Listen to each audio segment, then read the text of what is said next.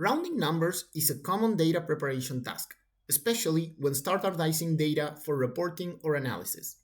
Alteryx makes this simple with the formula tool. To start, add a formula tool to your workflow and choose the field that contains the number you want to round. If you want to keep the original column, create a new one. In the expression editor, enter the round formula. Let's break it down. The round function has two arguments: the field you want to round, here the column numbers, and the precision, use 100 to round to the nearest 100. After entering the formula, click Run.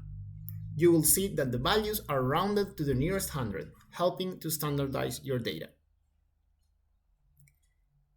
If you want to round multiple columns at once, you can use the multi-field formula tool.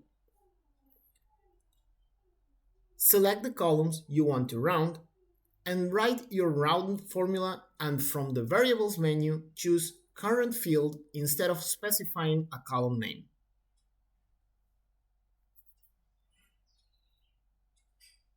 After the comma, use 100 as the rounding precision.